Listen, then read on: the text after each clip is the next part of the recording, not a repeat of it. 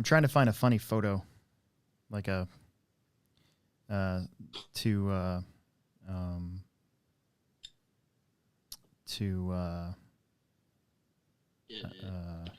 I can barely think today. I've had such a weird day. Yeah.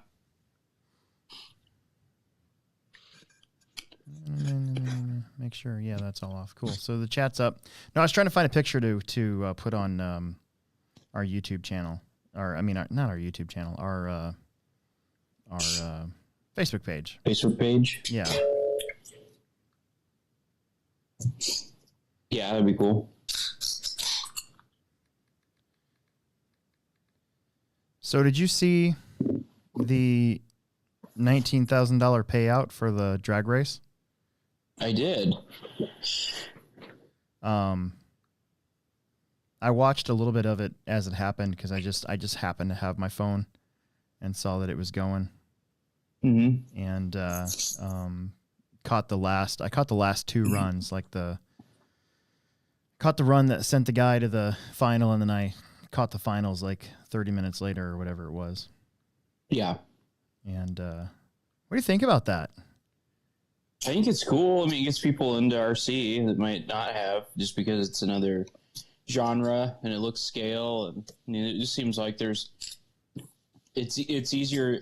I'm saying this, and I know I've never done it, but it would appear easier to do, like easier to drive, so it gets more people into it that way. Yeah, you know what I mean. Like, it's a good thing. Well, I think so Charlie made a post. Charlie Swanka posted that this was this person's second RC car ever. Yeah, and the guy that won. Yeah, and you know, I made a comment after that it was over. I'm like, you know, there's a lot of like long time sponsored people that have never even earned $1 in RC. Yeah. And this thing just paid somebody $18,000. Yeah. Well, and it kind of makes you like, so the overhead on that venue might not have been the most. I have no idea. But I mean, maybe that has something to do with why it paid out so high, is maybe they had less, because they're grooming that surface, you know, they cleaned it, and I'm sure they put something down. Nope, they didn't put anything down. It was no prep. Okay. So apparently, according to Scotty Ernst, all they did was blow it off, and that was it. Yeah. But still, I get your point. There wasn't much to it. Right. So, I mean, there isn't like a purpose-built place to do this. You can kind of do it anywhere you can find a strip of asphalt. Mm-hmm. So that's good. I mean, it kind of makes it so you could have it and pretty much anywhere it's smooth. And so, I mean, there's less cost. I mean, I can't imagine they're spending a ton of money on tires. I have no idea. But, I mean, it just seems like less upfront work, and then for the people running the event, and they end up not having to, you know what I mean? There's no, like, I have no idea what tech looks like or anything like that, but yeah, like the venue's cheap. I could only imagine, you know, and it's just me speculating, but I don't know. Yeah. And less work. They didn't have to build anything other than maybe their scoring and timing stuff. Yeah. And, I mean, I think it's good. It gets people out there doing it. I mean, and, you know, it's probably makes for an overall more enjoyable experience for the people there, too, just because, you know, there's less, you can't really complain about the surface, you know, because it doesn't change at all, you know. I mean, maybe once you get more cars running on it, it's a little faster. They did have lane choice. And according to what they were saying was, like, when the sun was out, the one lane was the choice lane, and then when the sun went down, the other lane became the choice lane. Huh. That's something true with full-size drag racing. Yeah, no doubt. Yeah, it's crazy. Mm-hmm. So here's another one. So I just saw a Friday, September 10th at Heartland Motorsports Park in Topeka, Kansas. Over $20,000 payout and prizes, minimum 200 car for full payout, $100 buy-in, $25 buybacks. They're going to charge $5 for spectators, and it's September 10th and 11th in Topeka for another, and that's close. Yeah, I could do that. I think what's cool about that, and it's in Topeka. Are they doing it alongside a full size event? Yeah, it must be. It's in Heartland Motorsports Park. Yeah. So, I think that's pretty cool because the thing that gets people into it is that it looks scale. Yeah. Like if you're into 57 Chevy or a Camaro or Ford, whatever, whatever you want it to look like, you could have that. And I think that, and I'm sure they're hard to drive. I'm sure they are. But yeah, I think the trick is to keep them straight and get that power down so you can actually go. Yeah, and I think that like if there is a spec class, like I'm sure there is. I'm sure there's got to be some kind of a like 13.5, we'll say, or I don't know. I think some events are, and I think the event that just happened, there was only one class. That was it. But what I mean is for the new guy, like it looks like something they had. I would like it looks scale to see. I would like to see drag racing not turned into a bunch of classes. Yeah. No, I think that's a good idea. I think a box stock like a DR, you take a DR10 box stock and just have a DR10 class, or you have like or just pick a KV and make it 2-cell and leave it at that. But don't throw a bunch of tire rules at it or any of that stuff. Like just maybe limit it to motor only. Yeah, no, it needs to be simple. Or I could see that. Like I could see him doing like a tub chassis class. Yeah. Because Losi just released that one. That's a tub car. Out of all these guys that had these crazy graphite cars and everything else, a tub car won. Really? Yeah, it was a B5 mid-motor tub car that won the whole thing. That's pretty cool. Isn't that nuts? Yeah, I wonder if the no prep goes into that though. It has to be like that's a softer chassis. It can flex more or something like that. Yeah, like there's got to be like a lot of little things that go into that. But so you could do it out in your street, with the neighbor or something if you got a couple of DR10s. Yeah, I'm getting ready to take mine down the street. They made a new street just south of me, and it's nice and flat and really long, and nobody uses it. Huh. That'd be neat. I'm gonna go test mine. I'm gonna take some video of it too for YouTube. So are you gonna go to that race? Dude, I'm thinking about it. Like my goal this year is to race more, and not that we haven't raced enough at home, but like Emerson, he wants to race 8 scale more, so we're gonna go to some big outdoor tracks and hope it doesn't rain, and then we're going on a vacation here in a little bit that has nothing to do with RC. Spend some family time doing fishing, mountain biking, skateboarding, and then I don't know. I'm looking at this date and I'm like, it's not at a summer series race. Why couldn't I go? What's the date? September 10th and 11th.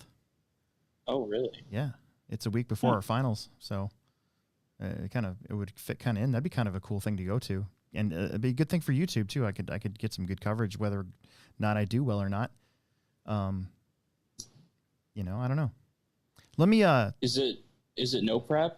I don't know. I got to read the flyer again. Okay. But let me let me lead us in so we can start the show officially.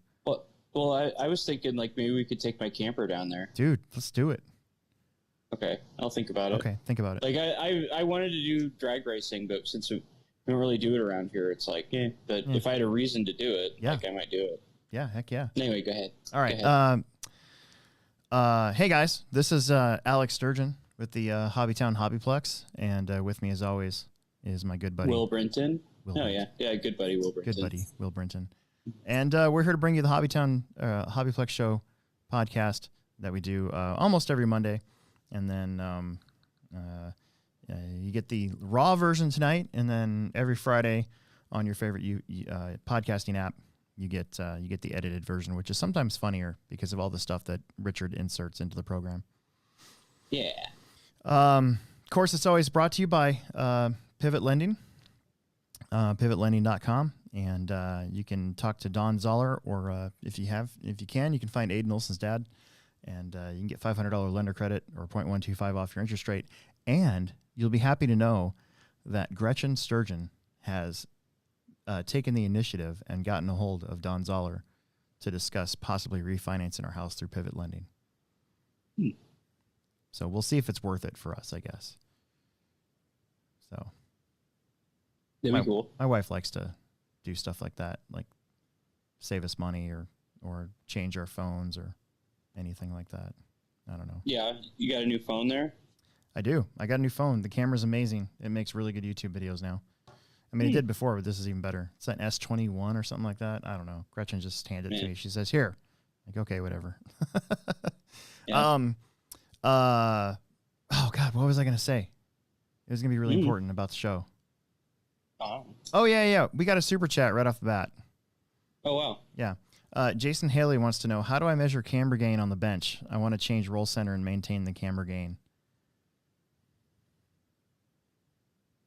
I don't know. You could like push it down and measure it, and then raise it the right height and then measure it, or go side to side. I've never done that. I guess I never thought about doing that. Yeah, I've never done that. Because camber gain, it all depends on where the tie rod mount is on the hub, right? Mm-hmm. Like that can change how far the angle is as you lean over. Yeah. Yeah. And am I right? It's more of a feeling on the track thing. Yeah. Am I right in thinking that if the tie rod is longer and pushed farther out on the hub, the car tends to stay flatter, and if it's brought inward and is inward on the hub, the car tends to roll a little bit more? Yeah, that's my understanding. I know, like, the longer I run a tie rod, my car feels lazier. Yeah. So that would make sense. Yeah. But I don't know. Maintain the camber gain.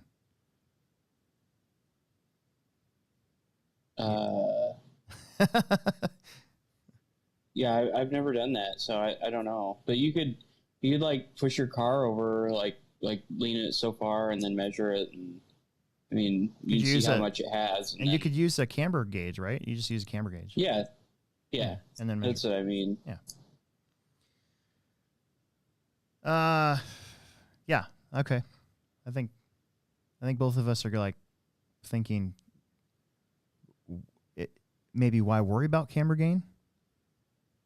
Yeah. Is that kind of where I'm getting the vibe at? It's more of like things like that. I feel like are more like feeling on the track. Yeah. Like when I adjust like roll centers and camber length, and it's all just to make my car feel different. Like I don't go at it like I need this much camber gain, so I need to do this or I need to measure that. And it's more of just like what you like. To me, anyways. Yeah. No, I can see that. I'm trying to find that flyer again. Let me see if I can see the full flyer. Testing 10 a.m., qualifying 1 p.m., fast 16 cash race 3 p.m., grudge racing 4 p.m. That's on Friday, September 10th. Every race is a grudge match when you and I are racing. No kidding.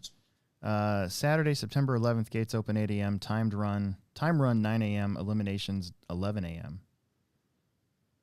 That's interesting. So who's putting the event on? I don't know. It just says Heartland. You think Charlie will be there? Heartland Motorsports Park. I don't know. You know Charlie's going to be there. Yeah. Yeah, I don't know. I don't know if it'll get. You never know about these things if they're going to get the like national coverage or not. You know, because Matt was there doing the mod coverage again. Yeah, he had the live stream going all day. So, what day was that? Saturday.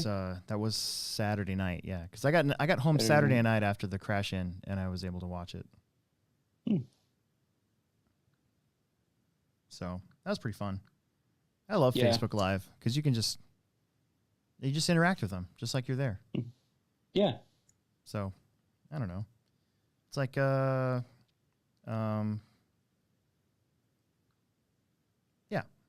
That's the crazy thing. Like, you can interact with somebody that's halfway around the world, and it's almost instantaneous. The times we live in. Mm-hmm. You know what I was thinking about? You know what I was thinking? The Topeka thing made me think about, too, is we could drive by where I used to live. We did that one time. Oh, we did, didn't we, when we went to Dallas, Kansas? Dallas, Texas. Yeah. That's right. I've seen it. We took the long way. You know, it's not even there anymore. Like, really? It's just a concrete pad. They tore it all down. Everything's overgrown. All the barns and stuff are overgrown. Everything. That's cool. Yeah. So what you're saying is there's really no reason to go look at it. No, there's not. There isn't. If we go. There isn't. I always wanted to like stop in town. So for those of you that don't know, before my parents divorced, they made one last ditch effort, and they took me to Valley Falls, Kansas. My sister and my dad got a job in Topeka. He always wanted to live on a farm or something like that for some reason. My mom's a city girl. We were both born, Midtown Omaha. So it was kind of a culture shock for sure. And that's actually where I got fat. I pretty much blame my entire physique on that experience because me too. There was literally nothing to do there. Like all I did was drink like Mountain Double Dew. No, I drank Welch's grape soda and watched the coverage of Desert Storm for like 6 months. That's all I did. Because going out to the forest, we had 80 acres behind us, but half of it was farmland. But either way, like going out to that got old after a while, so I just was like, I didn't want to do that. So I see the tree. Yeah, I think when we left Omaha, I think I weighed like sixth grade. I think I weighed like 100 and maybe 15 pounds. Yeah. And when I came back in August the following year, I think I weighed like 160 something pounds. Wow. Yeah. Or it could have been the trauma that my parents inflicted on me from that whole situation too. You never know. Yeah. Could be. Anyways, without getting too dark, I miss my mom. Yeah. I'm sure. Big time. Like being able to discuss stuff with her on an adult, mature level so she could use her psychology degree properly on me. I do miss that. Yeah. So we had a pretty big weekend again.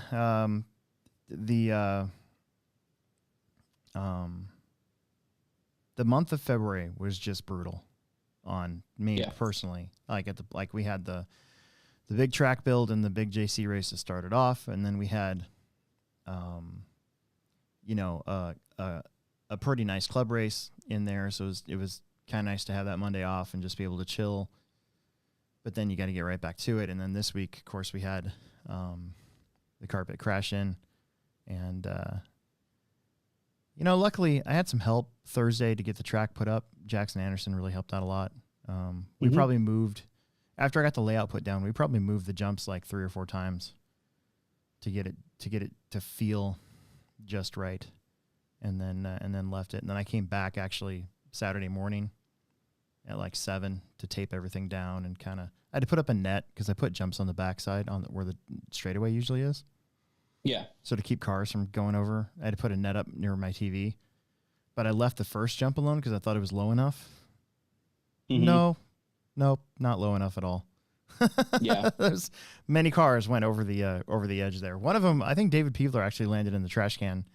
The first time he hit that jump, he jumped over it and it went right in the trash can. It's pretty funny. No, that's a bummer. Yeah, but it's still funny to talk about. It's still funny. I ended up putting some wood up, and that kept that happening on main day. So that was really good. But we had 112 entries altogether, which is pretty par for the course for that thing now. I think last year we had 100 and something. The year before that, I think we only had like 80. So it's been pretty good. We had a lot of guys come from as far away as Wisconsin and Minnesota for this one. Yeah, I saw. Some Minnesota guys showed up Thursday, and they looked very confused. Because they were like, "Where's the track?" And I'm like, "Oh, I haven't put it up yet." And so they got their pits all set up, and then then when I started putting the track up, it was like, oh, okay. So that was pretty funny, but that was a good time. Yeah, so I bet. What else happened this weekend? Was there anything else before we get moving on to the results real fast? And then we'll start taking questions. There's a lot of questions tonight. Yeah, I had to work on Saturday. Well, I was supposed to work. I got there at 7 at work, and then the customer didn't show up. Oh. They like called the salesman at like 8:30 and was like, "Yeah, we're not gonna make it. We had to use this thing today, so sorry." And like, well, that's that. I was planning on being there like all day. I made some stainless stuff, but it's fine. I mean, it's whatever. Yeah. But I did work on my big pickup, and then I got my scooter out of my basement and started it and idled the tank through the engine, which is 1.5 gallons of fuel. Right. And let it sit there and idle just to break in. So that's cool. It's supposed to be 60 on Wednesday. Going to ride to work? No, it'll probably be like 30 degrees in the morning still. That's true. Yeah. So right. That is not fun. No. I still have to tune that thing. Like it's going to be I'm waiting on parts. I ordered another carburetor for it and kind of gonna do her upright. Dude, I always get asked if I mountain bike in the wintertime, and I'm like, absolutely not. I hate being cold. I especially hate my face being cold. And about 45, 50 degrees is where I draw the line. I was actually thinking if it's not supposed to rain, so it's actually pretty possible that some of the trails could dry out a little bit around here. If it stays above freezing overnight, then it will. Because if it freezes at night, then it thaws, and that's where the moisture comes, and you're supposed to wait till the end of the afternoon or whatever. But if it stays above freezing and it's nice out, I might be able to go. But I'll always put like a thing around my ears because I cannot. It's torture when your ears are cold while you're riding your bike. I hate that. Yeah. Not a big fan. Nope. Ever since I quit riding my bike to school, I don't ride when it's cold. So. Yeah. Well, do you want to just get right into the crash in? Yeah, I would. Okay. Let's see. Where do we start? So we had 100 and where is that at? 112 entries, and we flew through the day. I would just like to pat myself on the back for that. I thought we did really well as far as time goes. We started at 9:30, got done with all 3 qualifiers by 5:30, and I think we were done with everything. I think the last race was 8:08 p.m. That's pretty awesome. I bet the out-of-town guys are pretty happy. And that's where my heart was at. I'm like, all right, we're gonna push through these as quickly as possible, and make it happen. So, Stadium Truck had kind of its normal turnout, only about 2 heats, and this one was kind of who you'd think it was. Really, the only big surprise was that Mike Sanders only got 5th. He's been really fast and buggy this year, and so when I saw that he was racing his truck, but I mean, you got to hand it to the 3 kids that took 1st, 2nd, and 3rd. So it was Caden Birding, Jake Wiggs, Dayton Mosier, John Birding 4th, Mike Sanders 5th, Phil Palmer 6th, Ryan Hodgson 7th, and Wes Hicks was 8th. And Caden finally kind of crushed the field in truck. Like at the syndicate, he was always, him and Dayton were always close, but they seemed to crash a little bit. And this one, he finally kind of just laid the hammer on everybody. Yeah. You definitely have to just drive slower on carpet. Yeah. Everything happens so much faster. Dude, it's Ethan Delaire's car. And I even said this while I was announcing the race. Ethan Delaire's Mod 2-wheel didn't look like it was going fast, but it was going very fast. Yeah. Yep. So, it was just bizarre. Not bizarre, but I mean, his car just looked very I'm just out here just driving. Don't mind me. But it was the lap times were there. Jake Wiggs qualified 2nd, finished 2nd. I think him and Dayton were going back and forth early. John Birding just I think he was up there for a little bit early too, and then just kind of hung out in 4th. Same thing for Sanders, just kind kind of couldn't really go anywhere in this one, other than where he qualified. Then you got your 2 bump ups. You had Ryan and Wes kind of just finish, or actually Ryan and Phil. Phil finished in 6th. He was your bump up qualifier in 8th. So that's always nice when you move up. Yeah. Let's see. Plex Spec was a lot of fun.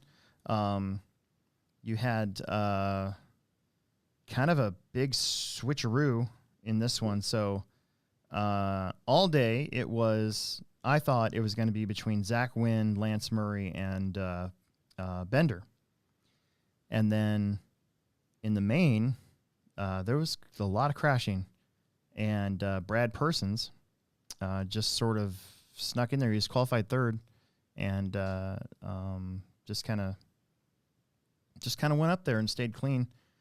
Lance Murray's first time on carpet, he TQ'd, finished 2nd, and then Jamie Peevler from the bump, 7th, went in the B main. He finished 3rd. Wow. Yeah, and that's pretty cool. That was pretty cool to see him just kind of in it. 1/10 of a second behind him was Zach Wynn. So they had a super close finish in 4th. Cameron Schroeder was 5th. Chris Wilson was 6th. Bender broke out. Bender broke. Oh. I believe it was a front arm. He hit a brick that was holding the track together, and it broke the front arm on his B74. And then Luke Persons also broke out. He was your 5th qualifier. So I know Bender was bummed out, but his stuff was working pretty good too. Yeah. But it kind of makes me wonder if he ran 13.5 4-wheel drive, if he would have been maybe a little surprised by how well he could have done. Yeah. You know? That's what I've been telling him. Yeah. So 17.5 expert. This one we had Brian Lutz come all the way from Wisconsin, and there was a group of them from, I think, Rug Burners. That's what it's called. And heard of it. I have not seen Brian since Rockford. Yeah. Since the race we went to in Rockford. Mm-hmm. You guys probably saw him in person at trackside at some point, I'm sure. I'm sure, but I'm terrible at that stuff. I honestly think, and I didn't get a chance to talk to him hardly at all, but I think this is his first time here at the Plex. Oh, really? I don't think he was here for Nats or anything like that. Oh, well, I hope he had a good experience. Oh, he did. Yeah, he seemed pretty. He was pretty happy. He TQ'd, got 2nd in a super close race with Dayton Mosier. Dayton Mosier qualified 2nd. Really did not make any mistakes. Brian Lutz made a mistake very early, was dead last, and then fought his way all the way back up into 2nd. I think if he just had a little bit more time, he might have had a chance at it. But Dayton was on it. He actually, all 3 of the guys that finished 1st, 2nd, 3rd had 13.2 fast laps, which is very fast. Then Jackson Anderson, doing what he did last week in expert e-buggy, made the bump, did not even win the B, and he finished 3rd. Yeah. Oh, he was texting me about it. Yeah, and he was only 1.8 seconds behind Brian. Brian made some pretty epic passes on people too, on his march back up through the field. So, but that was good for Ed Jackson again. You know, the kid's running on like borrowed stuff, and and he's just driving good. Let's see, David Peevler hit the struggle bus in this one, finished 5th, qualified 3rd, finished 5th. Chance Rolk was right there behind him, just like in the Syndicate. David and Chance were pretty much together. Jake Wiggs kind of struggle bust in this one too. Finished 7th, after qualifying 4th. And then I think John Kinzer broke out. I can't remember exactly what happened, but something did. Then we go to 40 plus, which do you have a dog? Yeah, I can't remember you. I can't remember you having a dog. Yeah, we have 2 dogs. I thought you had cats. got the wiener dogs. Oh, I did. Now I remember. Yeah. I forgot you had dogs. We have 2 wiener dogs and 2 cats. I don't know what Braxton's barking at, but Oh. We have like so many dogs in this neighborhood. Like they just all talk to each other. Really? Like you're like, hey, I'm gonna pee over there later. Like, yeah. Sometimes I wonder if like 101 Dalmatians and how the dogs like spoke to each other, if that's like a real thing. I don't know. I don't think we'll ever be able to find out though. Yeah, maybe. 40 plus mod. So David Peevler TQ'd this one, finished second. Mike Sanders qualified second, finished first. The funny thing, this is always fun with 40 plus because basically Mike and David have been racing in the same class together now, just like me, for like 30 years. So you're just like, oh, we come all this way, and then we're in the same heat in the same main, and we're racing each other again, just like we were in Chillicothe, Missouri in like 2000 or, you know. So that's always fun. It really wasn't that close. Mike Sanders just was pretty much mistake-free. Chris Mickelson, one of the guys coming from Minnesota. I'm pretty sure they're is it Thunder Road up there? Yep, I've been there. Yeah, pretty sure they're regulars there. Finished third. He seemed really happy about that. Qualified sixth. Todd Rappart finished fourth after qualifying eighth. Jeremy Parisha was fifth. Rod Case qualified third and finished sixth. So good qualifying effort for Case. Just unfortunately, just not there in the main. And then I got Jeff Thorson and Sparky, seventh and eighth. Sparky broke in warm up. I remember that. That's a bummer. Yeah. Another guy that came here from quite ways away. I'm pretty sure he's part of that Wisconsin crowd. And again, seemed to, he told me he had fun regardless of how he finished. I think he was 1 out of 3 for the mains as finishing a race. So yeah. Then you had regular mod buggy, and like I said in this one, so Ethan Delaire, honestly, so this one is weird. So Ethan Delaire just started to drive away from everybody, and then about halfway through, he had one little mistake. So we had this really cool, you would have liked it. We had this really cool raised rumble strip section, and it was right off the straightaway, so you could carry speed into it. You couldn't accelerate on it though because it was slick for the pin tires. So you basically had to come into it hot and then just let off and just let your car kind of float through it. And then when you got back on the carpet, then you could go. And he crashed right there. And then that let everybody get a little bit closer, like right on him again. And then he just basically, for the next 3 minutes, just did the exact same thing he did in the first 3 minutes and just sort of drove away from everybody. His car looked phenomenal. I give him props, give Ethan Delaire some props. The kid's been working really hard. He's honestly, the kid's got a really good attitude too. Yeah, no, I like Ethan. Like he's always, even when he's doing crappy, he seems to be somewhat like not okay with it, but at least like, what do we got to do? What do we got to do to get it better? You know? Yeah. And, but in this one, it really wasn't that close. Matthew Mickelson, qualified second, finished second. He was close to Ethan in this one for a little bit right at the start. And then again, when they caught him, he was close to him, but then Ethan just started driving away. Dayton Mosier qualified fourth, finished third. Did really good. Made another podium. And Ethan Mickelson qualified fifth, finished fourth. Caden Voss dropped down to fifth after qualifying third. Then it was Jake Wiggs sixth, Caden Bairding seventh, Mitchell Pavel eighth, and then Brinkerhoff ninth. What happened was there was a 4-car B main because I just felt like 10 cars was a lot, or was going to be a lot. And but then Kinzer's car just quit on him. And I was like, well, I'm like, we can do 9, you know? Yeah. So, you know, that's why there was 9. And it turned out to be just fine. Yeah. Yeah, I mean, mod was pretty cool. Again, a full heat of mod, just like always. Even without me or you or Tom Ritternecht or any of the others that have raced mod so far. Or Aiden didn't race the crash in? Nope. Oh, huh. Wonder why. They're doing the hobby action this week. Oh, okay. Yeah. That's cool. Yep. 13.5 4-wheel drive. This one was kind of a stunner because Brian Lutz TQ'd and his car I thought it looked really good. He on his his Facebook post that he made about it, he's like, my 4-wheel drive, fought me all weekend. I'm like, really? I'm like, I thought it looked good. But that being said, another early mistake pushed him way down, and then Caden Sanders just kind of worked his way up, and ended up taking the win by 1.1 seconds over Matt Bauer. Matt Bauer's stuff looked really good.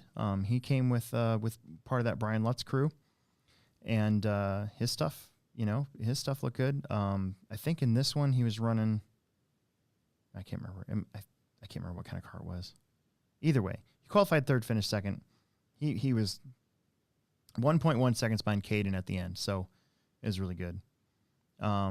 Chance Rolk made up for kind of a lackluster stock buggy by qualifying seventh, actually getting the bump, and then going all the way up to third. Wow. Yeah, so Rolk did really good. And then Brian Lutz finished fourth, then Peevler fifth, Brinkerhoff finished sixth, Wes Hicks seventh, and Matt Mosier, I think he broke out in eighth. So Caden Sanders, this was kind of the stunner of the day so far. Really, I mean, it's not that we didn't expect him not to, but his dad was super pumped for him. He's just super happy. Oh yeah. Matt Bauer's on here, and he said 22X4. So there you go. I knew it was one of the two. I wasn't sure if you were like running for somebody. I didn't want to get you in trouble. Yeah. Like, you know what I'm saying? I didn't want to be that. I didn't want to out you in any way. But yeah, 22X4. Dude, that was the other thing about four-wheel drive, and we're going to get to mod four-wheel drive too. There were a lot more 22X4s on the carpet than I've seen ever. A lot of that had to do with because the Minnesota crew is all low-C too. But remember last year when Aiden Olson had his 22 after the Reedy race, and you and I, it looked awful on carpet. Yeah. Looked hard to drive. It looked rough, but no, not this time. Everybody's low-C cars looked really, really good. Yeah. That's what happens when you get some support and setups out there too. Yeah. We just got a $10 super chat from Nick Nuthouse again. Oh wow. We got to hook this guy up. See me on Friday. Yeah. Thanks, Nick. We have Family Friday offer this week, and there you go. I'm going to give you a set of stickers because you've been dropping like $10 super chats on us almost every show, so I can at least give you these. Thank you. Yeah, thank you very much. Let's see. Mod four-wheel drive. So Ethan Dallaire took another win, although this time, so Caden Berrieding in his 22X4 almost got the TQ from Ethan. It was close. Like each heat that when mod four-wheel drive came up, I thought, dude, I think Caden's gonna get this. And Caden just needs to settle down just a little bit in this class, and he would have had it. He just overdrove the car. That's all it was. So he just needs to settle down just a little bit because he's got the speed in this one, and he gave Ethan a run for his money. They were 1.5 seconds apart at the end, and Caden Berrieding hot lapped the race. Wow. By 0.2 seconds. That's pretty, which is a lot good on carpet. Yeah, it's like 4 car lengths. Yeah. But that being said, Ethan didn't crash as much. So Ethan won the race. Matthew Mickelson got another podium, got third. Caden Voss finished fourth. Ethan Mickelson is fifth. Matt Bauer finished sixth, and Mitchell Pavel finished seventh. So, yeah. So I think this is the most mod four-wheel drives we've had since last year's crash in. Probably. Because in club racing, I think we were only getting like 3. Oh, really? If that. Sometimes we just didn't have enough. We didn't even race it. Mm-hmm. And then finally, independent buggy. So this one was pretty cool. Brayton Witkowski, a former Plex Spec champ from up north, he ended up taking the TQ in the win. Nice. And honestly, it really wasn't that close. Joe Schnoes qualified second, finished second. But they finished 4 seconds apart. But that, I mean, Brayton had a couple crashes at the end where he kind of gave some time back up. Phil Palmer got a podium, qualified fifth, finished third. Ryan Hodgson qualified third, finished fourth. Jana Peevler made the bump, finished fifth. Eric, I'm going to kill the last name, Z-Man or Z-Man. I think it's Z-Man. Finished 6th.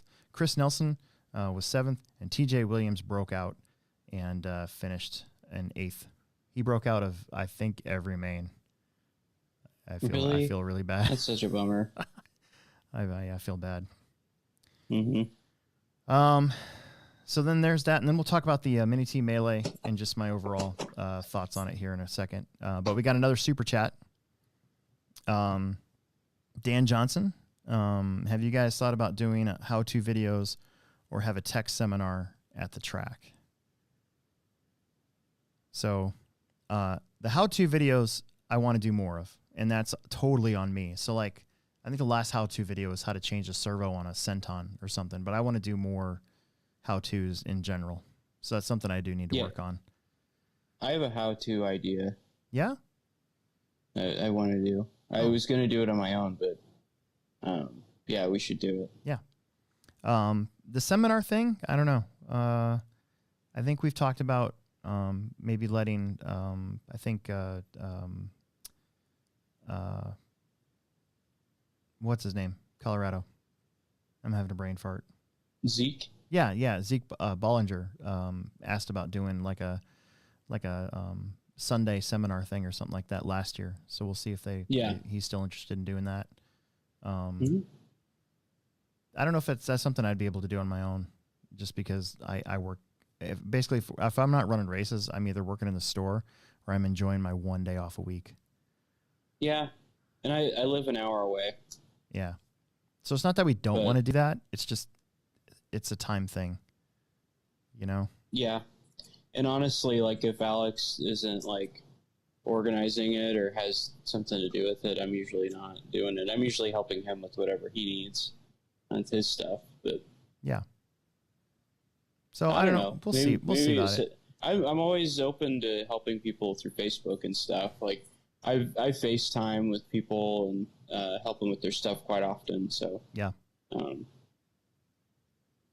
So yeah, that would be something I could offer, but yeah, you know, a whole day at the track, probably not in the near future.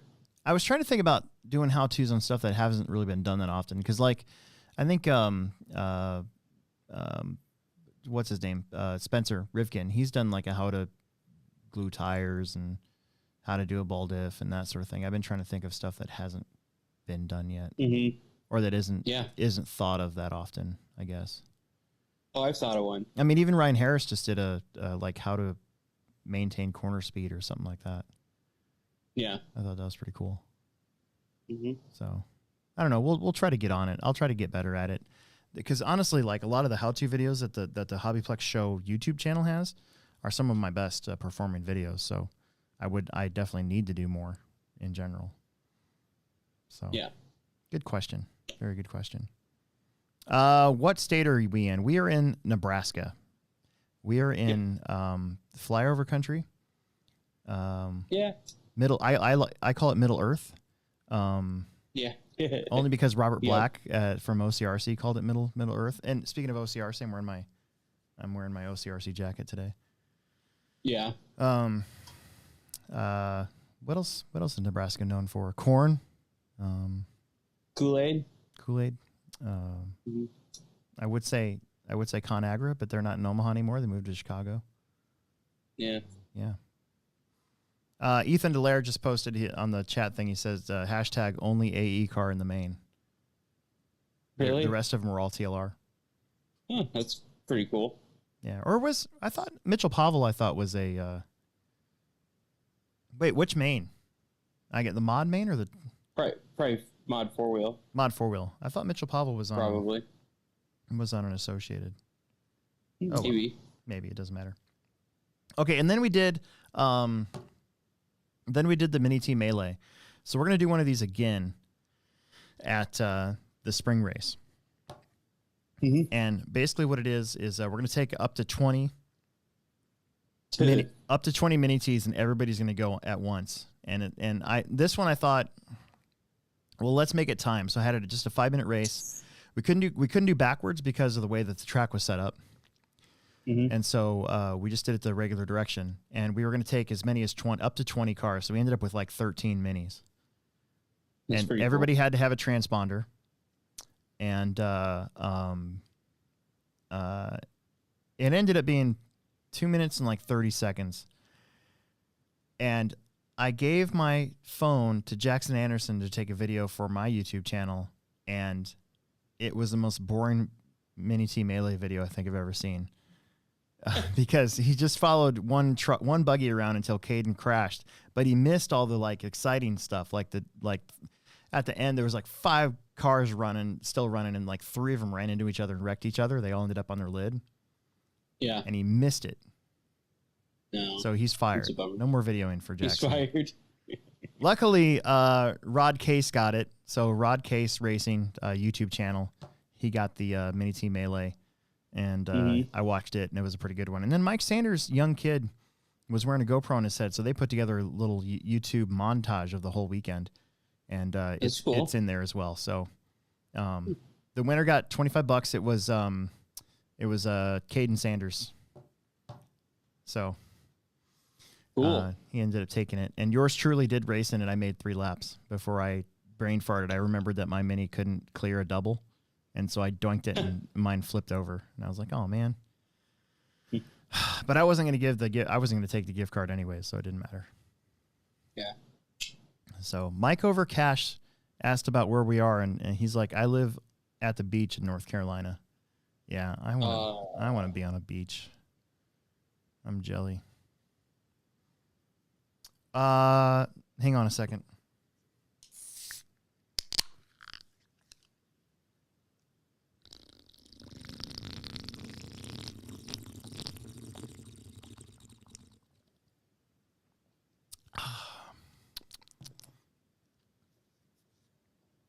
We just got a super chat from Peter Renault, which your stickers are on the way. I'm not sure how long it takes for postage to get from the U.S. to Canada, but I did. I think it was last Monday when I sent them out. I can't remember, but it's great. Cool. Cost $1.80 stamp. The post office has like a global stamp. It's like $1.80. It was great. Nice. Yeah. How does Will break in his associated 2-wheel drive ball diff? Well, I put it in the car, and I build my diff, and I build it like pretty loose, and I put it in the car, and I pretty much tighten it to the point where you can't pull the. I don't know if I have a diff out. I don't think I have a diff out, so you can't pull the out drives apart at all anymore. Mm-hmm.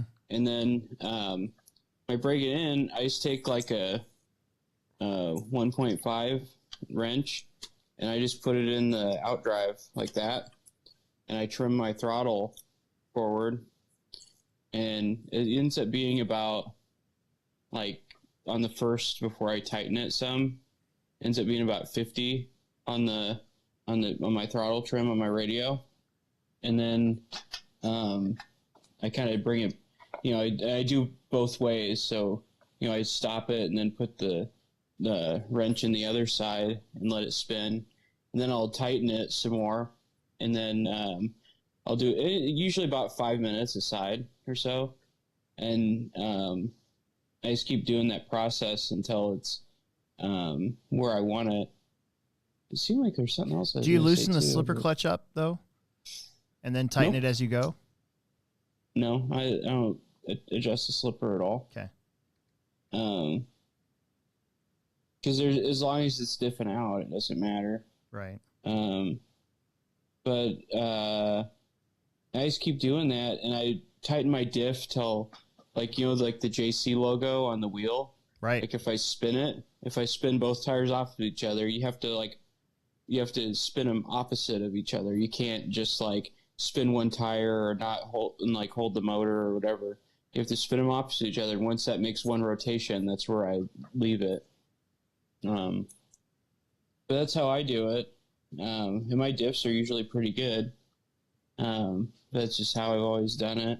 Yeah. And I use the factory team diff balls and the factory team precision ground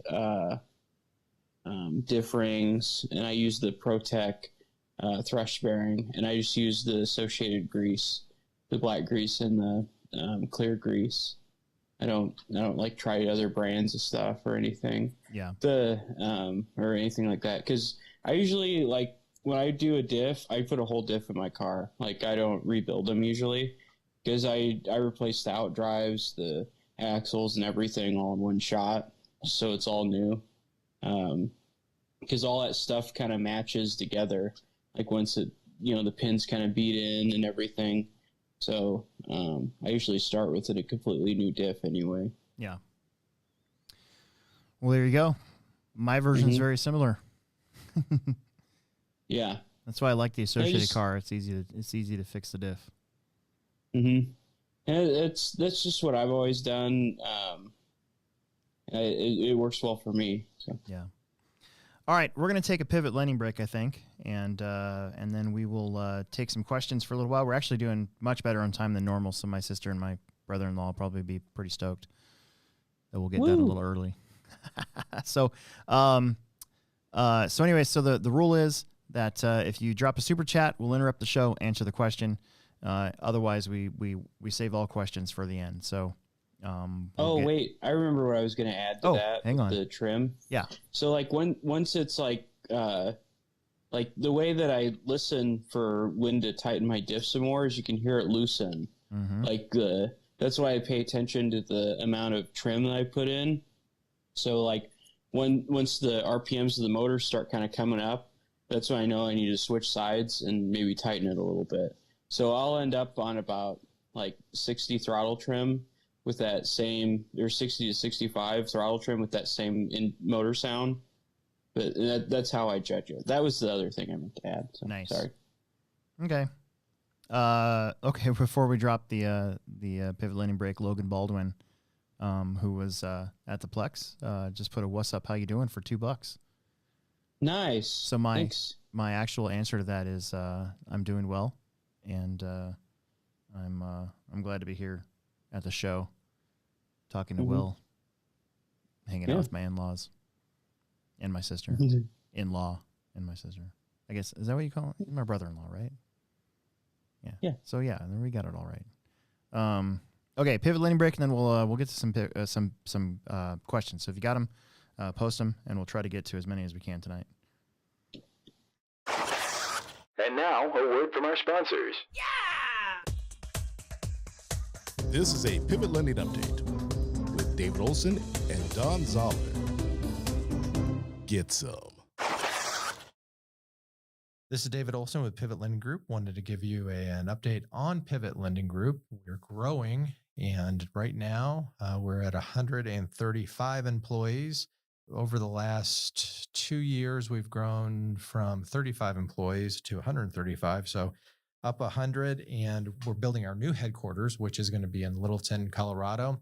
Really excited about that. It's about 15,000 square foot building that will house our underwriting, our processing, our closing, our subservicing department, our marketing department, all of those in one place, which is going to be fantastic.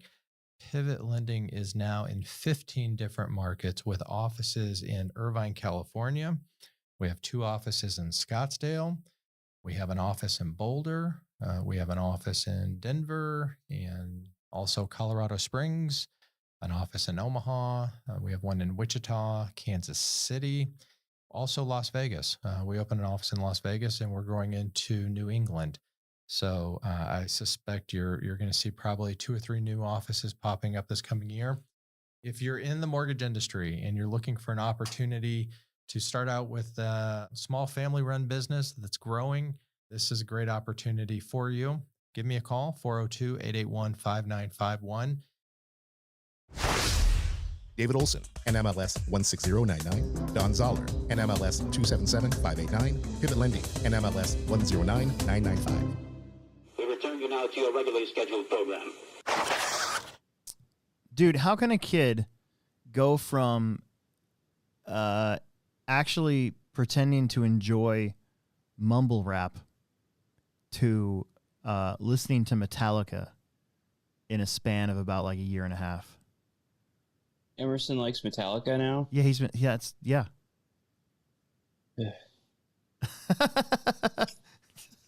No, I was down. So I'm downstairs. This happened not too long ago. I was downstairs, and I'm in my room, and I'm working on stuff, and all of a sudden I hear, and I'm like, what in the world is he listening to now? And I go up and I just sort of like listen to the outside of his room, and I'm like, wait a minute, isn't that? And I open it up. I didn't even knock the door, which is always really scary with a 14-year-old. Like, you should never do that. But I was like, I just opened the door, and he's sitting there like playing video games, and he's got music that's blaring behind him as loud as possible.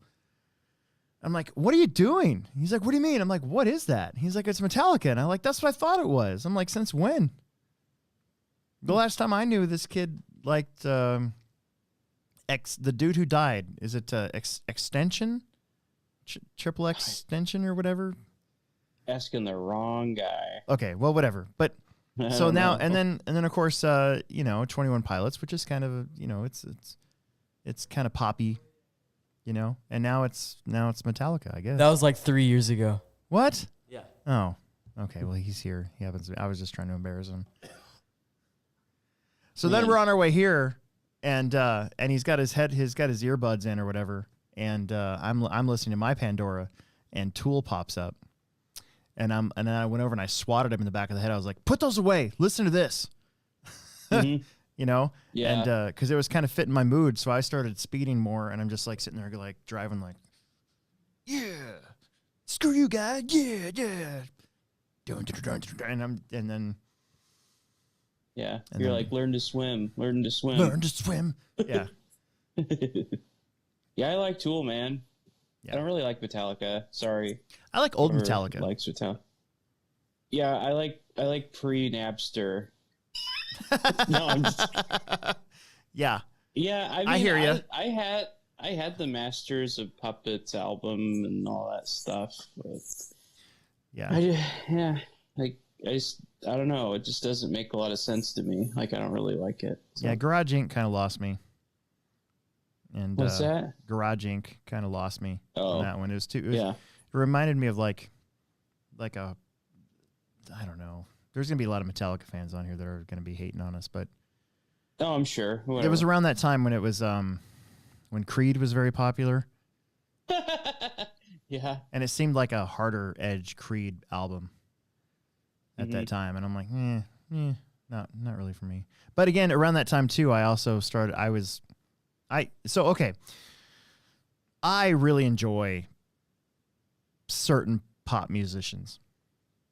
Like I am in love with Lady Gaga. Like I felt so bad that her dogs got stolen, and then I didn't feel bad for the person who returned them because they're going to get money apparently or whatever. But like, so I've always liked TLC in the 90s. Love TLC. Yeah. Like this is pre-Gretchen, but I tried to like seduce a girl in my room by playing some TLC and having a red light. Didn't work. Yeah. But that's cool. I'm sure my sister loves hearing that because she was probably, well, no, she wasn't there. She was living with my dad. So yeah, there you go. Yeah. But, I guess as like newer stuff goes, like it's pop and stuff. Like Katy Perry's pretty cool. I like Katy Perry. Katy Perry grew on me after the interview. Cat named Kitty Purry. After the movie, the interview movie, all of a sudden I loved Katy Perry. Yeah. And Firework. I love that song. Mm-hmm. Because the end of that movie is hilarious. Yeah. And it's is it Kim Jong-un that gets blown up to a Katy Perry song? Probably. Yeah, I think so. Yeah, I don't mind. And you know what? I actually just listened to Billie Eilish just popped up on my thing. Yeah, and at I first, like her style. You know what? Okay, so I watched an Austin City Limits with her in it, and at first I was like, here we go. And then but the actual like produced album, yeah, not bad at all. She actually writes her own songs. Yeah, and that's a big bonus for me. That's one thing that's a big deal. That's a big deal to me. Yeah. See, here's another one. Old school Metallica is better. See, exactly. That's what I say. Yeah. Nick Nuthouse dropped another super chat. Any chance we can have an Emax Revo Creighton type vehicle group on Family Fun Fridays? I want to race my e-Revo. So what we have done in the past is we actually do have like an open class. Trevor, who usually runs Fridays, called it Traxxas Open, but it can be anything. Mm-hmm. So last year around this time, we had like Creighton's X Maxes, Creighton 8S, and a couple Revo 6S's all put in there together. That's pretty cool. Cool, unless you're a corner marshal. Yeah. Then not so cool, but whatever. I don't think it's fun. Fridays are fun because nobody really cares, and so it wasn't about getting that super fast corner marshal to get you across the line. So yeah. Well, see, like that's cool to me because like when I started racing, gas truck, monster truck, and I mean those are like the two classes. The 8 scale wasn't really a thing locally yet. Yeah. Like monster truck was huge. Yeah. Like, and when that went away, that just seemed like kind of like the changing of an era. Yeah, it did. But monster truck kind of just became truggy. Yep. But that is correct. Because isn't like Traxxas like undefeated in Roar National Championships in the monster truck class? 2005, 2006. Yeah, and I thought that there was that one year that I thought that Adam Drake was going to win with the LST. The Muggy? Or the LST? No, it was the Muggy. Yeah, was it the Muggy or the LST? I thought it was a Muggy. I don't remember. That was a cool truck. You know, those are pretty rare nowadays, too. Yeah. They go for a pretty decent amount on eBay, if you can find one. Okay. Peter Renault says, don't forget to announce the sponsor. Thank you very much. I actually did remember this time. I don't want us to get fired because, otherwise we have to pay. I'd have to pay out of pocket. And after, about a month of that, I'd be like, we're done. Joe Zaire Jr. wants to know, can't watch live, always listen on Friday when this hits Spotify. Are you capping entries for the spring champs? He thinks it'll fill up. Yeah, entries will be capped to 300 again, and it's either 300 or 144 people. Mm-hmm. So it'll be either or, and as always. So I have RC sign up set up to stop at 300 entries, and that usually is right around that mark where we can't afford to have any more people in there. Yeah, I think I'm signed up. Yeah. I sold my car, my buggy, so. I'm hoping that if here's my plan. If a new car doesn't come out by then I'll just quickly get another one. Are you just gonna race 40 plus? Yes, 40 plus and mini truggy. You just want to race my car in 40 plus? Yeah, I could. That's an option. Yeah, I could do that too. I was just thinking. I'm tempted to get an EB 410 as well, or maybe get Emerson one so he can race 13.5 4-wheel drive if he wants to. So he's giving me the stink eye. He doesn't really like racing electric right now. All gas, baby. Yeah. Peter Renault wants to know what you're working on right there. Me? Yeah. Oh, this is just my my O-ring pick that I modified to dig out screws, and I just have a file and I'm filing it to make the bottom of it flatter. That is so. Usually, I'm just sitting here like filing my fingernails or like looking at stuff to do. But I think a few weeks ago I was working on my 2-wheel. Oh. This time it's nothing important. Yeah. But feel free to ask. I'll like if I'm working on my car, I'll show you what I'm doing. Let's see. One, CJ Willie wants to know our opinion on Mini Truggy and how popular is the class. And I mean, you know my opinion on it. I love Mini Truggy. Super fun. Yeah. I think. Go ahead. I think that Mini Truggy's kind of become mod truck, or mod truck kind of became Mini Truggy because like a lot of places don't run mod truck and they run that instead. So my opinion is like until the big guys kind of like the until everybody's all in on Mini Truggy, I don't think it's a legit class, but I don't think it it's as big a deal yet. Yeah. So until like, Losi or Associated makes one, it seems kind of like an exhibition to me. Know. Every time it runs. God, it's so fun to drive though. Have I ever let you drive mine? Cool. I don't think I've driven your latest one. No. Oh, you should drive mine. I drove Wade's, and I like went crazy fast with that thing on our track. There's been moments in my RC life where I've popped a giant RC Woody. Mm-hmm. And the first time that I remember was mod touring car, way back on carpet with foam tires. The first time I ever drove a triple XS with like what were we running back then? 9 singles or whatever it was. Yeah. With foam. And I went streaking down the back straightaway, and I could barely stop at the end of the straightaway, but it was so fun that I couldn't stop. I couldn't stop laughing. Like people in the driver's stand couldn't understand why I was giggling so hard. And I was giggling so hard because I'd never driven anything that fast in my life. Yeah. Well, the second time was the first time I ever drove an e-buggy. And that was, when was that? That was like what, like 2009? 8? Something 9. like that. When the 8 buggy came out with the accelerant system. And it was like it was only a 1700. That seems really slow now. But the first time I ever drove one of those up and down my street, I about had another giggle attack. And then I was thinking to myself, because back then I've had a journey through working at a hobby store. Okay. When I started working in 2005, I was kind of a snob, admittedly.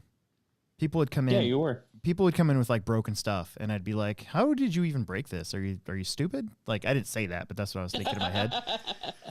But I remember that day, I had taken that thing up and down my street, and it was around this time of year, and it was gravelly because of all the salt and everything that gets put down here in the Midwest.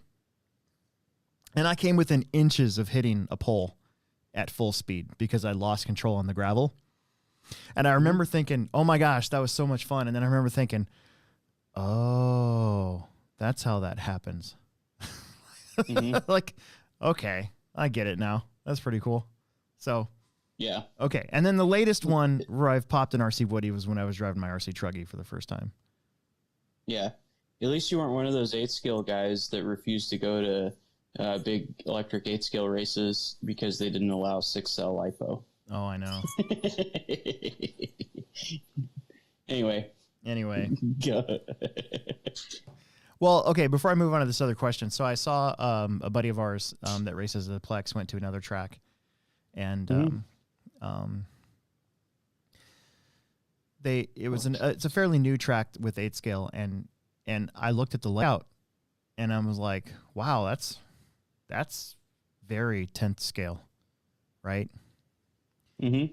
You'll never see me or hear me complain about a track, and we've said this on here before. Like, it doesn't matter. If I go to that track and that's how the track is, cool. That's how the track is. I'm not going to be that guy that's like, I'm racing 8-scale. You guys build a 10-scale track. How dare you? I'm never coming back ever. I'm not going to be that guy. I'll just be like, okay, cool. We're racing on this. All right, sweet. Set up and drive accordingly, you know? But I thought I wanted to comment. And instead of commenting, I'm just going to say it here on the podcast. But I'm like, hey, has that track gotten to the point yet where they get a certain crowd like just destroying them online for not having an 8-scale track? Yeah. And then Go ahead. No, you go. When I ran the Lincoln track, I had some guy. I remember who it was. It wasn't just some guy, but this person complained to me that the track was too easy and the jumps weren't big enough, and our track was not. It didn't meet IFMAR rules for a track. Oh. And I was like, I think you know who I'm talking about, maybe. And I was like, I work on this by myself, and this is easy for me to maintain. Yeah. And this is what we're all running on. So, and I didn't even have like any equipment, like shovel, wheelbarrow, whatever. Yep. But like, that just like blew my mind that somebody would say like, this track isn't even like an IFMAR track or something. It's like, dude, like you're in the C main at a club race. Like, yeah. Well, I mean, so in a matter of speaking, it's weird. We're going to go off topic sort of here, but I have grown more and more tired of the occasional adversarial relationship with racers or with other tracks or with other people. Like it doesn't do anything for me. I don't see the point. Yeah. And so a lot of times, if somebody's poking the bear online, I've definitely done a good job of ignoring it. Mm-hmm. But also, if you haven't done anything to help me with the track in any way, shape, or form, it's not that I don't value opinions, but I'm not going to respond well to criticism when it's unjustified. There's a difference between opinions and not making somebody happy no matter what you do. Yeah, that too. So, that's anyway. One thing that anybody who's ever ran an RC racetrack knows, that there's no way to make everybody happy. There's always going to be one.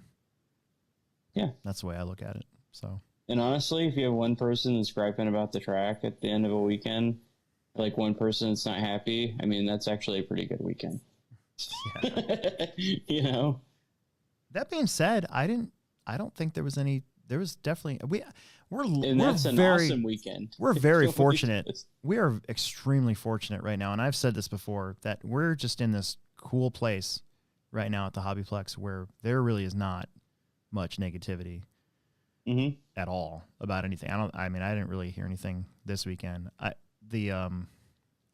guess from a outsider's point of view, when I see stuff that other tracks are having to deal with that have only been open for a short period of time, it's almost like there's this timeline of when stuff happens, and because I've been through it, I see it from the outside now, and from tracks and they're a couple states away, but I know the people that are running them, or I know the people that are behind it.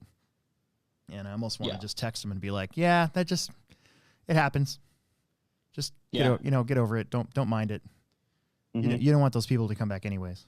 Like, yeah, the riffraff will work itself out. Yeah. Because sometimes those people just get burned out on complaining instead of working on their stuff, that they just go away. Yeah. That's fine. Okay. Anyways, sorry. We got off on a tangent there. Talk to a noob about gearing 17.5 buggy. B62 manual says 72.29. I always suggest 69.30. What do you look for or feel while practicing? And I kind of base that recommendation on where I've seen other people end up at but it also depends on, I guess, your motor, what you have your motor timed at, and how hot your motor is getting. Am I right on that? Yeah, I would say so. I would like to know what brand of motor you're running, and sometimes you could even just like if they have a Facebook page or something, you could message that page like, hey, what's a good starting point for your motor in this vehicle, because it varies quite a bit from different manufacturers, because you don't necessarily want to go off temp, because sometimes the motor will actually make more power if it's making more RPM and not working as hard. Yep. It just there's a lot of factors, and also if a motor's tuned for torque instead of RPM. Yeah, that kind of thing. And like a torque motor, you're going to want to throw some more gear on it. But I mean, temperature is kind of to get you in the ballpark, I think. Yeah. And then then once you're close, you kind of go off feeling, let's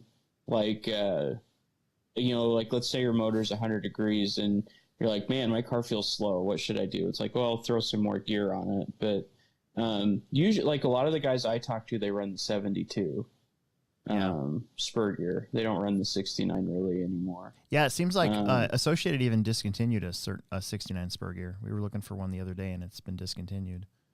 Yeah, and I think a lot of it just has to do with what I was saying. The motor's kind of they make more power and higher RPM, and you can kind of go too far where the motor's just making noise. It's not doing anything. But you kind of want your car to keep accelerating down the straightaway, and then maybe even kind of feel like it tops out a little bit. But but once you get to that point, it's kind of feeling. Like if there's a jump you can't clear off a 180 or something. Like you go into a corner and there's a 180, and then you got to burp out of the corner. So I will say. With the first time I have raced back in a long time was last year when I raced 13.5 4-wheel drive, and I started out gearing that thing really high, and it was slow, like very slow, and I kept dropping the pinion down, and I kept getting faster, and the motor actually got cooler. So remember we had that 5-pack, and if you could triple it, you're pretty fast, and that's what I geared the car for, was can I triple that, and then the rest of it just kind of took care of itself. Yeah, and that's a perfect example of you're not necessarily going off of temperature, but going off of feeling. But that kind of goes back to what and like if you're running a motive motor at our track, you can always ask Kyle. Kyle's going to know what to do for what motor and what car. Yep. He's the man for stock racing. So. Okay. Mad Thunder wants to know TT01 or TT02. Which do you prefer to drive more? Which would make a competitive race car? Well, competitive race car, neither. But if there's a specific class like there is at the Hobbyplex for TT02s, TT02 is definitely the more sophisticated versions of those two cars. Yeah, I don't know. The last Tamiya car I drove was a TA05. Yeah, well, and TT02s 10 years ago. TT01s and TT02s are very simple Tamiya cars. So I say sophisticated almost like sarcastically. But yeah, the TT02 also has some pretty cool body styles to go along with it. So yeah, isn't that the semi truck class? Nope, that's TT01. Oh, it is. Yeah, okay. Those are very simple, very simple. Shows what I know. Yeah.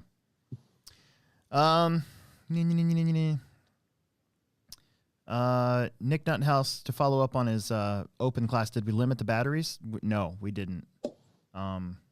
You probably wouldn't want to run anything more than a 4-cell, but we didn't care. A lot of those guys were doing backflips off of our jumps. It was actually pretty funny. What car will you get if you had to buy one today? Any car. Well, I don't know. Like after us talking about drag racing, I was thinking about buying a drag car. But actually, I think that my next... I don't like. Okay, so I know mine. I have, huh? I know mine. Go ahead. You don't mind? Okay. I had to think about it, but I know mine. Oh, okay. I know what yours is. Yep, there you go. Yeah. So this is a gas truck engine. This is actually one of the most badass truck engines you can get. It's a OS TZ 0.12. And gas truck is like one of my favorite all-time classes. And Ignite RC, Chad Parks conversion kits for the T6.2, and he even has a Losi one out. Yeah, now for the 22T. And I mean, gas truck is always like, that was always the class I wanted to race when I was a kid. Yeah. And I'm thinking about pre-ordering one. I have like 4 of these little engines, and I was looking at them. It's like, man, I can't wait to put one of these in a truck and even just like drive it around. I don't know. But so that's one thing I was thinking about. For next winter, I think I'm going to get an e-buggy and race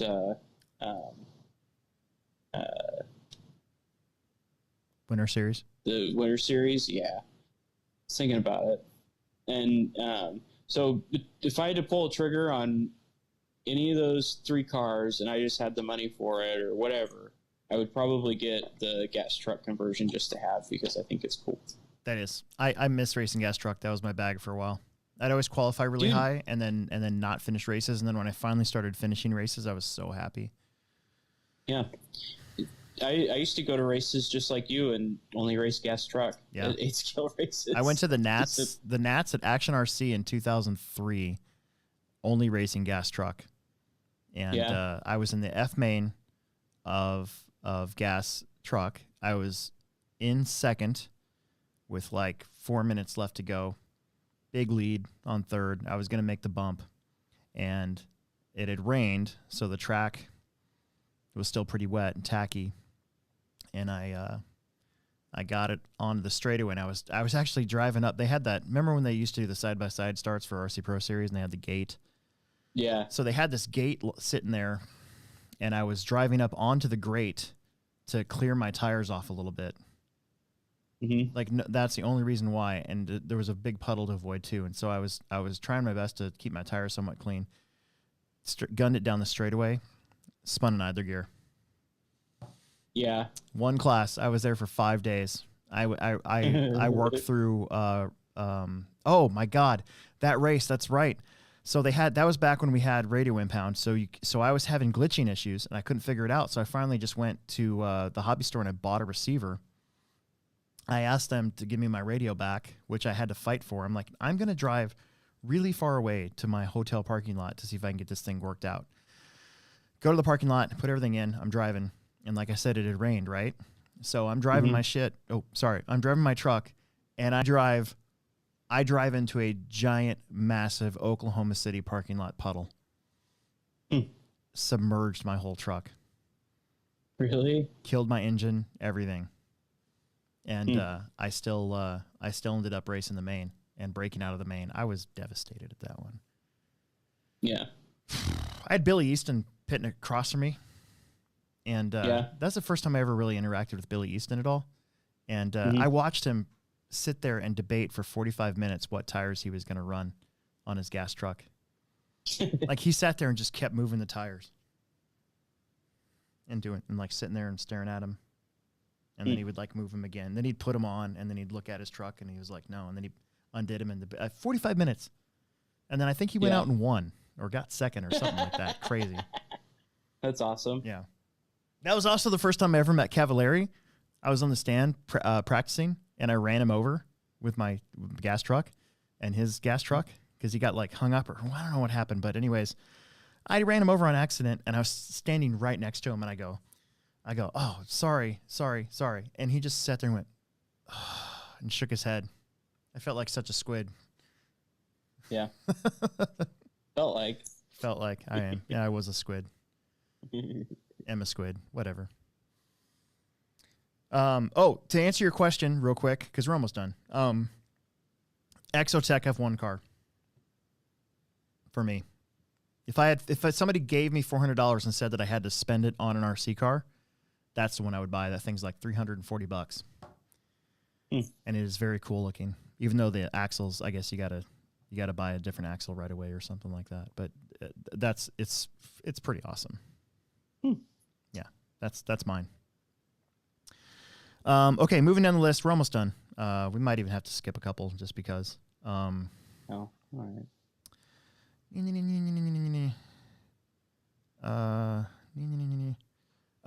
Steve RC, as you mentioned, some B6 parts going discontinued and some out of stock. How long are parts available when a new model comes out? It just depends on the brand. I guess it kind of depends, yeah. I mean, Associated stuff, I mean, they still have some B5 parts, but mainly the ones that are still used on some other cars. Yeah, even that, I don't know. But the B6 stuff, we can still get. The original B6, so I'd at least say you got a couple years. Unless it's a complete overhaul, because like the B61 and the B62's, what is it, front end? Basically the same? Yeah. So, I mean, the whole front end is the same, towers the same. I guess it kind of depends. Mm-hmm.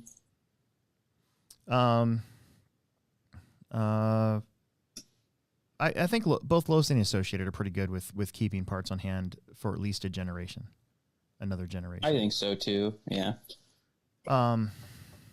Matt Kessel wants to know when signing up for the spring off-road champs, but it says we aren't comfortable with people staying at the Holiday Inn.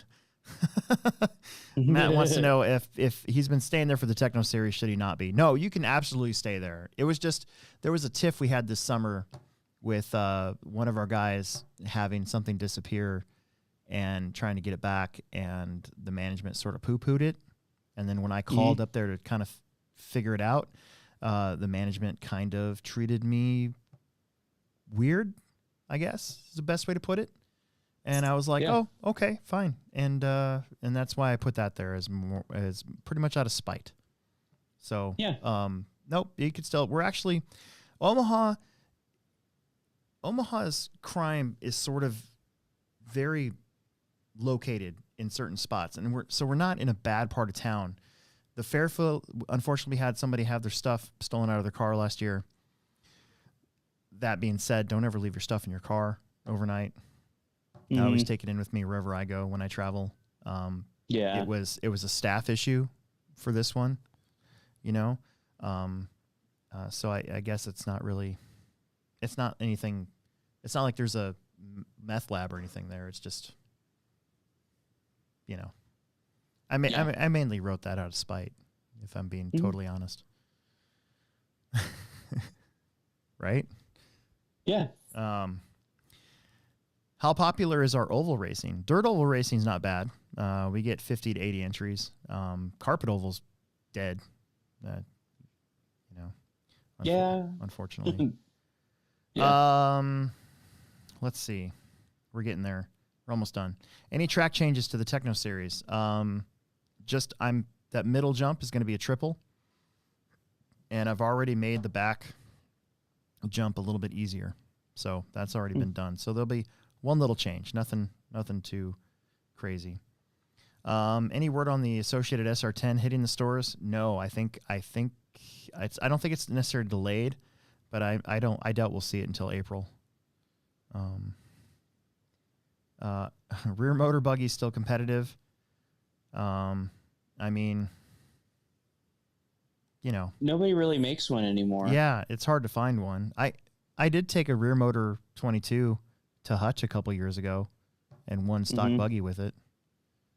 Yeah. I thought that was pretty fun. And no, I won 13.5. It was 13.5 buggy. Yeah. I was actually surprised by how well that thing actually handled it still. And because it was super high, it was super high grip down there, but you could see it. Like, you could see the difference in cars, like the forward motor cars looking like they were always going forward, you know. The rear motor car really dug in. You could see the rear end just grinding into the track because it had so much rear grip. Yeah. So it's just the trick is finding one. I want to find a B5, a rear motor B5 for our Enduro. I have one. You do? Yeah. Oh, you want to make a trade? I got a B3. I'll think about it. Yeah, we'll think about it. Okay. Doug Haining, advice on selling used RC cars online. Be honest. That's the biggest thing. Be honest and don't put a stupid price on it. Yeah. Don't ask too much and tell them everything that's wrong with it. Yeah. But mainly, don't put full retail. Like, or, I mean, I wonder if people do that because they know that they're going to get an offer. And so they just put it like super duper, like Donald Trump high, and then expect somebody to come in, you know, and offer them half or whatever, you know? Yeah. I don't know. That's just what I'm thinking. But the main thing is be honest. So like I do a lot of eBay, and every car that I've ever sold on eBay, I spend more time talking about what's wrong with it than what's right with it. So, what's a great solder jig to get for RC? What do you think? That cool track, that one-up one, or the track power one? I have the ProTech one. Oh. This one's cool. It's like spring-loaded and carbon fiber. Oh, nice. Those pins like hold your wires or whatever and crimp the wires. And there's all those holes in there, so like you could put a Dean's plug or a XT60 plug in there and hold it, and it'll whatever. And then like these holes down here for like pins or bullet connectors. You just like crimp on the bullet there, or clamp on it rather, and solder it. That's the one I use. Nice. Okay. Last question, and then we'll be done here because we're getting close to 90 minutes. Last question. Independent means no chassis sponsor or no sponsor at all, just making sure because every track seems different. So at our track, when I say independent, I mean No sponsors, period. If you're sponsored by Bob's Backyard Shock Pistons, you have to run expert. That's been our rule. Yep. I will say at the J Concepts race, as far as I know, everybody that was in the independent was not sponsored by anybody.